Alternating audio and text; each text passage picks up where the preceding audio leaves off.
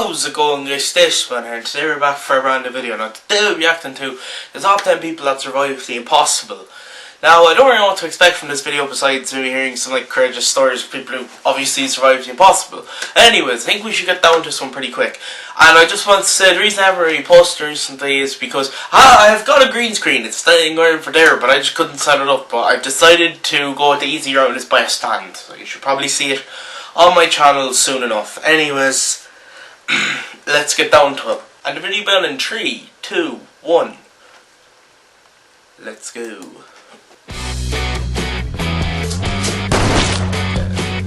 Top of the trending people who survived the impossible.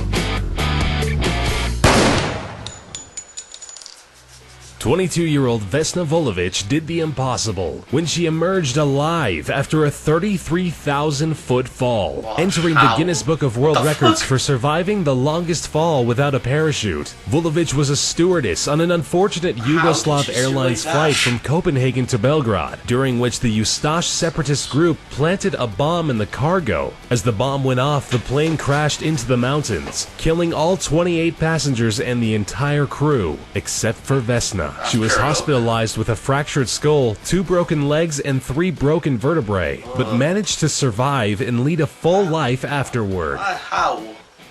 Croatian music teacher Fran Selak has had more than a few meetings with death and survived all of them. Reaching the age of 85 was not a smooth ride for Selak. At the age of 33, a train Selak was on flew off the tracks into an icy river, killing 17 passengers, but not him. With a broken arm, Selak survived this close call, only to find himself in a plane 1 year later flying across Croatia. A door on the plane was blown away, and Selak was blown out of the plane with it. Believe it or not, he survived by landing on a haystack. Only 3 years later, he was on a bus, which plunged into the river and killed 4 people. But, of course, not him. At the age of 41, the fuel tank in his car exploded, but he managed to react in time and escape certain death. Again, the same incident unbelievably repeated itself just 3 years later. 20 years after that, Selak survived 1 more car explosion and another bus accident, only to win the lottery and become a millionaire in 2003. He is truly the most lucky person of all time.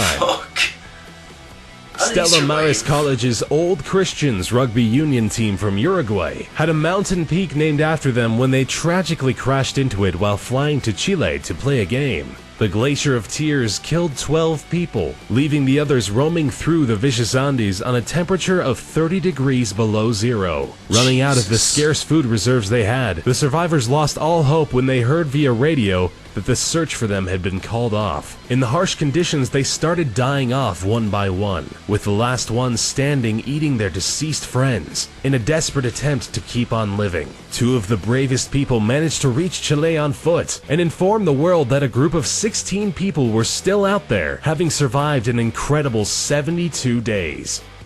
Jesus. Anatoly Bugorsky worked as a researcher at the Institute for High Energy Physics in Prodvino. While checking a malfunctioning piece of equipment, a beam from the largest Soviet particle accelerator measured at about 200,000 rads went straight through his head. Bugorsky's face swelled up beyond recognition and started peeling off. The beam burned through parts of his face, his bone, and the brain tissue underneath. Astonishingly, although only 500 rads would normally be enough to kill a person, Bugorsky survived. His intellect was undamaged, and he continued his scientific career with much success. He did, however, lose his hearing in the left ear, with that side of his face remaining frozen due to the destruction of nerves.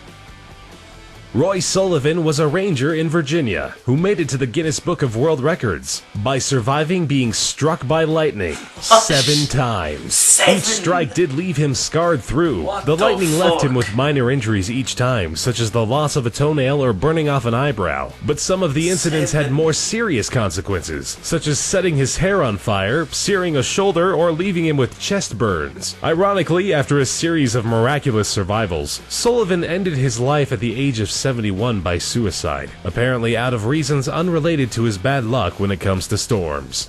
Jesus. Joe Simpson and Simon Yates dared to set on the mission of scaling the west peak of the Ciudad Grande, 20,814 feet high. The mountain is part of a mountain range in the Peruvian Andes. The ascent was made famous by Simpson's book Touching the Void, in which he describes the climbing and the falling. Simpson was wounded and fell 100 feet into an ice crevasse. He managed to survive and crawl back up to base camp. It took him 3 whole days. Truman Duncan had the most horrific accident you can imagine and survived it. He was just another passenger on a train when he accidentally fell off a train car in motion. He was swept underneath the speeding train and was literally cut in 2. Duncan not only managed to survive the horrible event, but he stayed conscious for the next 45 minutes. He managed to get his cell phone out and call the paramedics himself. He underwent 23 surgeries, lost both his legs and a kidney, but miraculously made it out of the hospital alive. That is crazy. Aaron Marston was on a canyoneering trip in Blue John Canyon when a boulder fell on him. The boulder pinned his arm down, making it impossible for Marston to move. He tried to lift and break the boulder, but after 5 days he realized it was no use. Dehydrated and delirious, Marston finally got the courage to amputate his own arm. He managed to snap his own bone and eventually cut his arm off entirely, finally freeing himself from the boulder.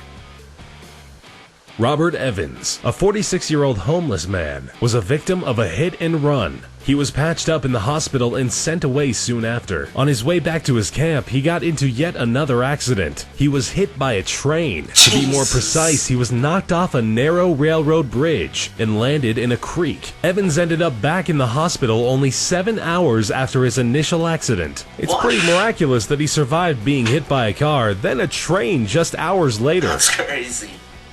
Morrow Prosperi took part in a 1994 marathon called the Marathon of Sands. Taking place in Morocco, the marathon was unfortunately swept away by a sandstorm, which caused Prosperi to lose his way and left him stranded in the desert. Running in the wrong direction, he ended up in Algeria, where he took refuge in an abandoned mosque. He survived 9 days by drinking his own urine and eating bats and snakes before he was found by a nomadic family who took him to an Algerian military camp, where he was hospitalized.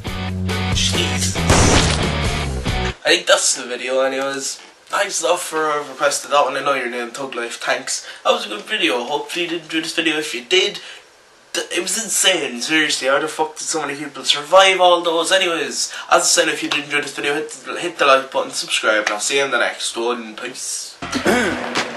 Let me say something to you. If you don't get your act together, there will be blood in the street.